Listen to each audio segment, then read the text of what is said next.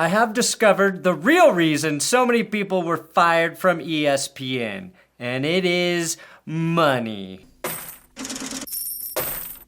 Money. It's money. Like, seriously, it's simply cost savings. But there is something bigger going on here, and I wanted to talk about that today. So let's jump into the real reason roughly 20 on-air people were just let go from their jobs on one of the biggest sports networks on earth in ESPN. That's good sports.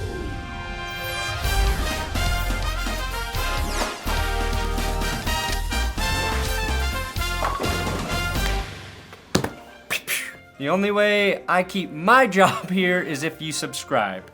So you have the power to fire me. Today's episode, though, is sponsored by MagicSpoon.com/thatsgood. Now, I've never wanted to be a magician, but once I started eating Magic Spoon, I could do this. Vegas residency, here I come. Look, I started eating Magic Spoon a couple years ago. I had to eliminate eggs from my diet, which meant I had to change my breakfast routine. And I chose Magic Spoon because, one, it was high in protein with 13 to 14 grams in each serving, and this bod needs its fuel, and it contains no artificial ingredients. It was the perfect gluten-free, grain-free, high-protein option that had OG sugar. Wait, no, zero sugar. That's the best part, and the cereal tastes amazing, which is why I've continued to eat it all of these years. My secret is to mix the peanut butter and chocolate together. So if you want to try this wholesomely delicious combo, click my link below and use my code THATSGOOD for $5 off, or go to MagicSpoon.com/thatsgood. And if for some reason you're not happy with Magic Spoon, they'll refund your money. Something my football team definitely did not do. All right, last Friday, ESPN laid off roughly 20 on-air personalities. This included some big-name people like Jeff Van Gundy, Jalen Rose, Keyshawn Johnson, Max Kellerman, Suzy Kolber, Matt Hasselbeck, Steve Young, Neil Everett, Todd McShay, and more. The list is too long to name everyone, and some of those cuts are surprising. Suzy Kolber, Max Kellerman, Neil Everett, Todd McShay, like, those are big names. Those are people who have been there, who have been part of our sports world for so long. It's hard to imagine it without them at ESPN. Now, it's never fun to see people you respect lose their job, and I don't care how much money some of them have made. I think it's shitty and weird when people take pleasure in seeing others have their professional world turned upside down just because they've had enough success. They've had enough success. We kind of get numb to the fact that a lot of these people on the list of cuts, especially the ones who were not professional athletes prior, were literally working their dream jobs at ESPN. So don't be someone who is so insecure that you find joy in watching someone else's dream come to an end. Unless that dream is watching the Chiefs win another Super Bowl. If someone has that dream, I hope it gets crushed. I hope it gets crushed. Okay, what was I saying? What is the real reason ESPN decided to fire all of these people? Again, besides the money. It is the money. We all know it's the money. Money for nothing. But it's also because the sports media landscape is changing, and it's changing fast. And when I say sports media landscape, I'm really referring to two big things. One, it is how we consume sports news, analysis, and commentary. It has changed more over the last 10 years than in the history of sports since the invention of cable television. Cable television dying/changing is part of that. Radio getting bitch slapped by podcasts is part of that. The other big thing, it is who you watching this schmuck who you watch talk about sports is changing. Because of YouTube, you might watch Stephen A. Smith, then click on a Brett Coleman video, then get recommended a McAfee video, and then maybe you're watching Grossi or Urinating Tree or Flimlo Raps. But you can easily go from the star, Stephen A. Smith, the ESPN star, to one of us. And thank you for the shout out, Flimlo. Flimlo made an ESPN video. I got tagged in it because he shouted me out. I have not watched it yet because I knew I wanted to talk about ESPN today. but I respect Flemlo. Make sure you check out his video, and thanks. Thanks, Flemlo. You make great videos. That's all I wanted to say. But who you watch, when you watch, and how you watch, it's all different than what it was. And that has created competition for people like Max Kellerman from areas they didn't have to think about that before. That competition for the Kellerman, for Susie Kolber, was all internal. You know, those other people climbing the TV ranks at ESPN. Their competition was like, we gotta be better than the person coming up behind me, or the person over at another network, right? Now, the competition's coming from all angles. You have sports journalists who ascend the ladder to the top of TV spots at ESPN, NFL Network, FS1, etc. But you also have former athletes like McAfee, like Shannon Sharpe, who do their jobs so well that people tune in specifically to listen to them. And then you have the fringes of the sports content creator, us sports YouTubers. And while the sports journalists and former players have always been around the sports media game, the power former athletes have in front of the camera now has grown, especially when those former athletes have a knack for entertainment. Now, I think about McAfee, obviously. Then you have Shannon Sharpe, you have Shaq and Barkley, the Manning brothers, and the Kelsey brothers right now. Those are the current, athlete power players and the foreseeable future power players in the space, in my opinion. In the past, the working relationship between the athlete and the sports journalist, it's been harmonious, right? It hasn't been threatening. But now the former athlete has all of the power. They have the leverage with the network, and they are in the driver's seat. They no longer need that other person to steer the show for them. They don't need the co-host. They are the show. They are the draw to the show, and they can become the show without the network and without that co-host. And it's not just the on-air talent that's facing more competition, it's also the sports network like ESPN. And that's one facing competition from more sports companies like a Barstool, like former employees leaving and starting their own networks, Dan Le Batard and Bill Simmons with The Ringer. And it's also ESPN finding themselves in competition with individuals like Pat McAfee. So the attack on their eyeballs is also multi-pronged. But let's talk about Pat McAfee's show for a second specifically.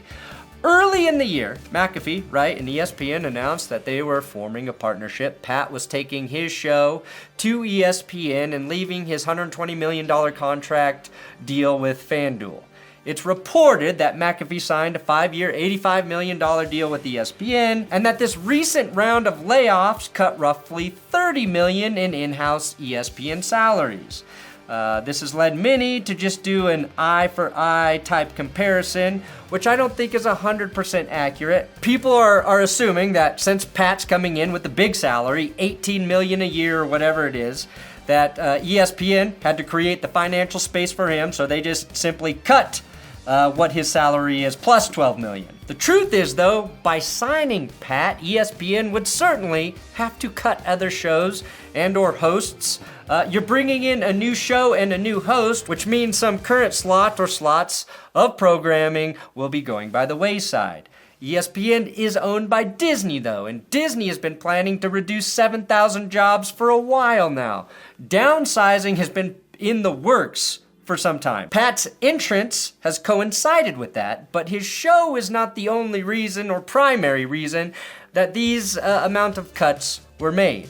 ESPN's statement was, quote, "Given the current environment, ESPN has determined it necessary to identify some additional cost savings in the area of public-facing commentator salaries, and that process has begun. This exercise will include a small group of job cuts in the short term and an ongoing focus on managing costs when we negotiate individual contract renewals in the months ahead. This is an extremely challenging process involving individuals who have had tremendous impact on our company.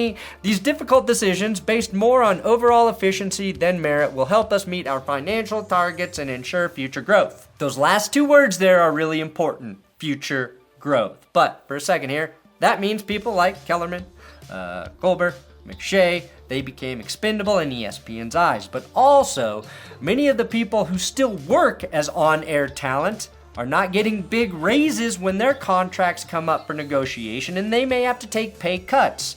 So my prediction is we will see many more familiar faces leaving ESPN for different opportunities over the next couple years as their contracts expire. Also keep in mind, this happens frequently in the business. A few years ago, ESPN laid a bunch of people off behind the camera. Production people, writers, crew, whatever. The backlash then was, why not cut one of your overpaid on-air hosts to save these other jobs? We always want an enemy when these things happen, and now people are pointing to Pat for that, or trying to. The answer to the big question, though, is this. The real reason so many longtime talented sports talkers were just let go is because to compete in the space now, you have to be the draw. It's not good enough to be really good at what you do and get the gig at ESPN. You have to get that gig, and then you have to become bigger than that gig. People have to want to watch you specifically, and they have to follow you on social media, and you have to generate attention for the company on your own. Even though I have incredible respect for all of the people ESPN just let go, most of them aren't doing that. One issue is they are confined to the programming at ESPN. They can't be Pat McAfee because they have to do a show a certain way within a formula. They can't say whatever they want, so they are restricted in many ways, which is the other big reason they lost their job. ESPN has waited too long to adapt to the changing landscape. They have not tried to innovate in a way with the talent they have on roster. Every time they do, it's mostly the same thing, just dressed up a bit differently. So instead of maybe trying to do that again, ESPN went out and got Pat because they have failed to cultivate and develop the next Pat McAfee. Social media has been part of the sports entertainment equation for a while, but what Pat has done is unprecedented, and it affects everyone in the business, both positively and negatively, right? That's for any change, though. It's a give and take. If you commit to exercising for an hour every single day, you give up an hour for something else. Sure, it's healthier for you, but are you giving up time with your family, time for your job? There's no such thing as a change that's only positive. ESPN is banking on Pat McAfee bringing them in new viewers.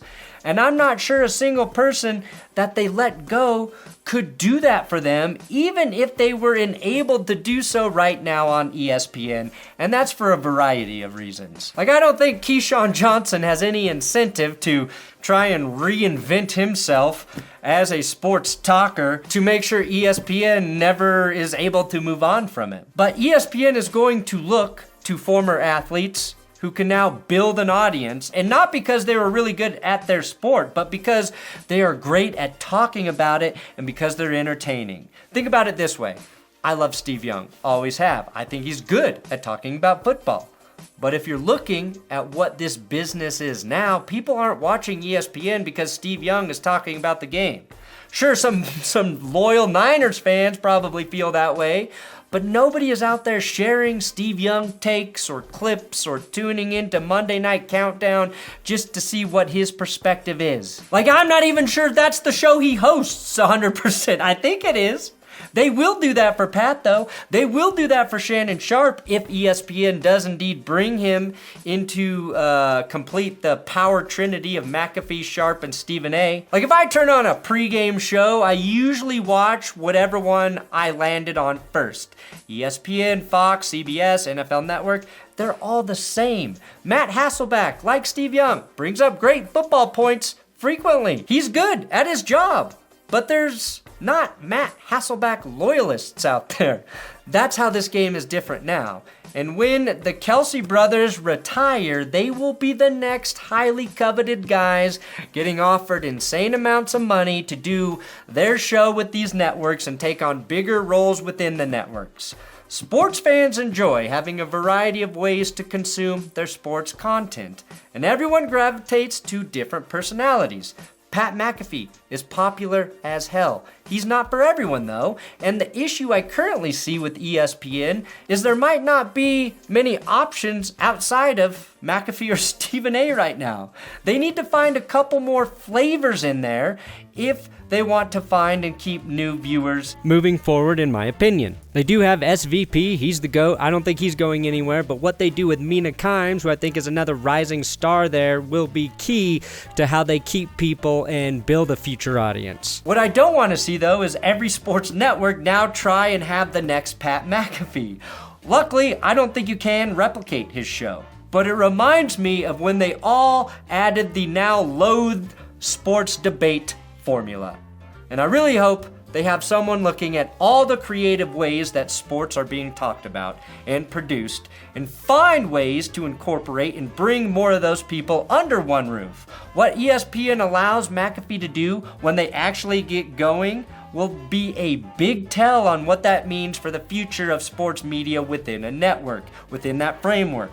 And for all the people in vulnerable spots within the networks, if you love what you do right now, if you really love it, you need to think about how you can capture your own audience on your own platforms, because that translates between companies and jobs. If you have an authentic voice and stick to that and showcase your love of sport, whatever that sport is, people will find you and they will ride with you. This show is probably the weirdest example of that very thing. Thanks for watching That's Good Sports. Please subscribe here. Please, I get laid off if you don't subscribe here. So Jesus Christ, just do it, please. Come on.